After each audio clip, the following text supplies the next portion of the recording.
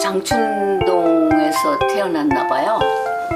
만 3살 되기 전에 아버님이 우리 남매를 놔놓고 이북으로 가버리셨어요. 그래서 바로 평택 안정리 근처에 금내리가 있는데 어머님의 종갓집 종선 그 순응안씨 댁에 가서 살게 됐습니다.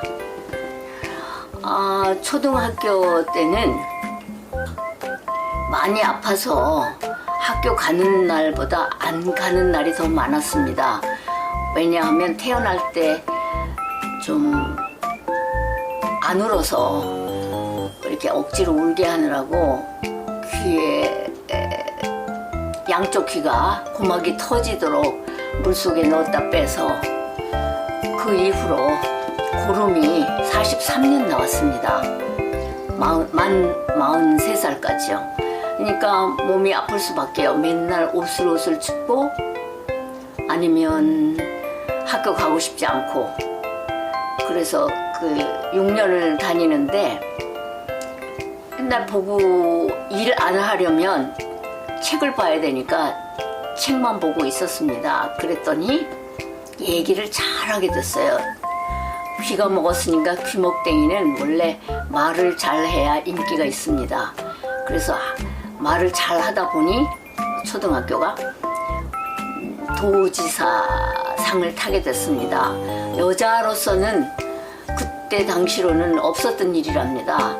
부용국민학교 객사리에서 졸업을 하고 그다음에 중학교는 훌륭한 며느리감으로 자라려면 진명을 가야 된다고 해서 진명 여중고를 졸업했습니다.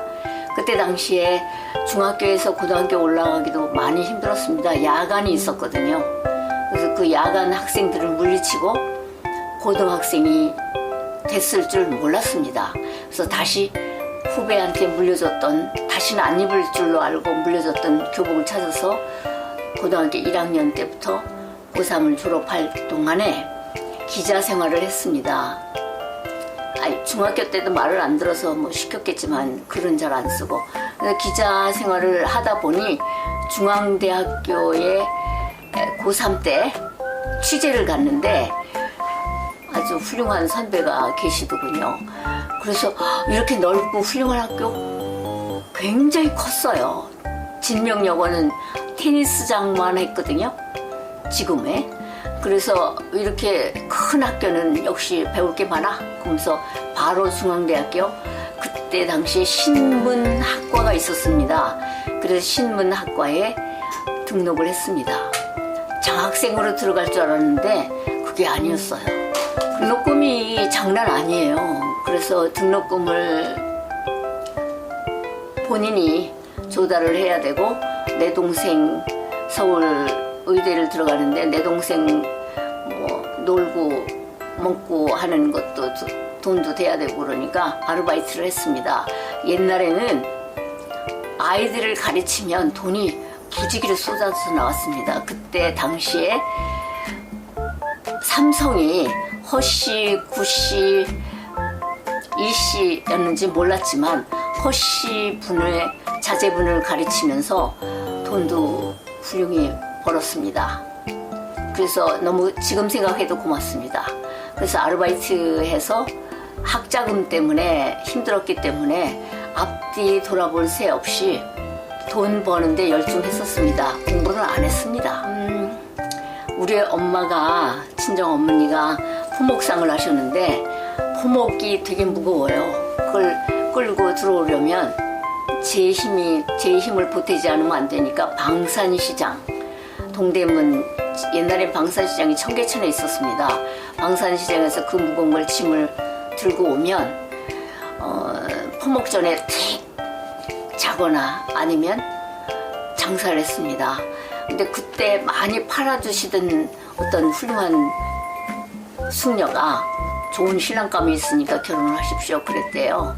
우리 어머니는 그 여자분, 그 숙녀분이 너무 좋아서 또 남자분을 딱 한 번 뵀는데 두 분이 부부인 줄 알아서 좋은 남편감이었겠구나 해서 바로 한 달 정도에 결혼을 했습니다.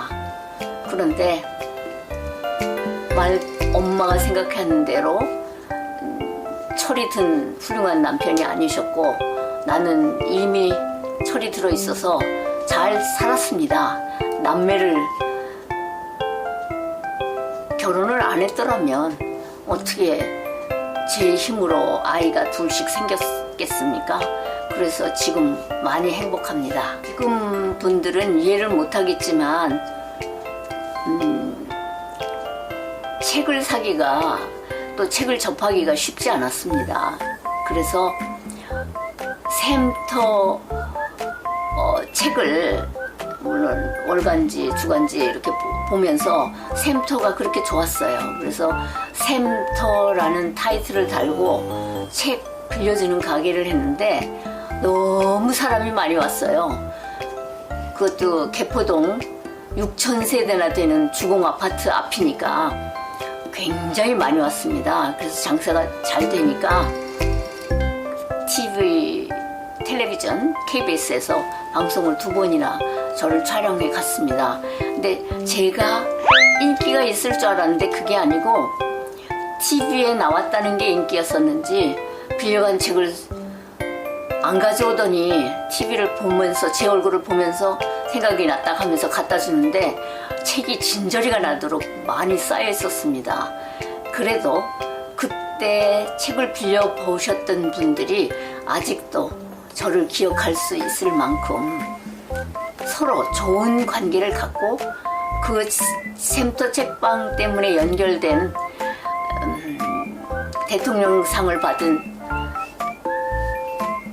밥도둑 그런 김 가게도 다시 접수를 하게 됐고 다시 또 자녀들 둘을 이제 책 빌려주는 가게에서 맺은 인연으로 유학을 보내려면 어떤 게 효과적입니까? 어떤 분한테 책 빌리러 오신 분한테 이화대학교 영문과 출신이셨어요. 여쭤봤더니 하버드대 보스턴을 가면 정보를 많이 얻을 수 있다. 기왕이면 그리 보내라. 그런 일도 있었습니다. 그래서 책 가게, 그 다음에는 선물 가게, 그 다음에 또 책가게에서 얻은 지식인데 붓글씨를 쓰면 남는 게 있다네요. 그래서 붓글씨 학원, 또 뭐 생각나는 게 너무 많아요. 아들이 점을 쳐보더니 11가지 이상의 직업을 가지셨더군요. 논리더군요. 근데 뭐 놀리거나 말거나 저는 지금 만족해하고 삽니다.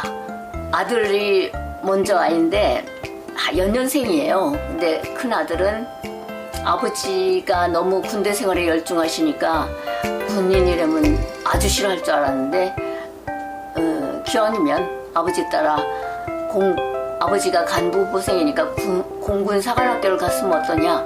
그래서 지원을 했다가 키가 너무 커서 떨어졌어요. 그 다음에 딸내미는 오빠만 뭐 남자라고 보스턴으로 보내느냐. 한 달 후에 어려운 상황에 나도 유학 보내주세요. 그래가지고 영국 여자가 됐습니다. 국적도 영국 여자애로 바꾸고 여자로. 그래서 이렇게 생각하면 다 원인이 없는 결과가 없듯이 부모가 산 대로 결과가 있다고 봅니다. 두 남매를 안 낳았다면 제 인생에 결과가 전혀 없을 뻔했습니다. 하느님께 감사합니다.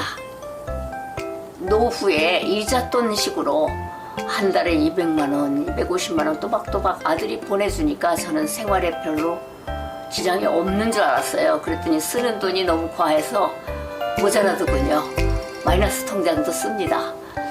그리고 딸내미는 오빠가 다 가졌기 때문에 엄마가 여행을 하든지 자기네들이 외국에서 가족들 데리고 들어오면 오빠가 담당하게 돼 있다고 무슨 돈 계산이 그런지 하여튼 두 남매가 안 싸우고 행복하게 잘 지냅니다. 저도 보는 애미인 저도 많이 행복합니다. 한국 나루 81 8순이잖아요.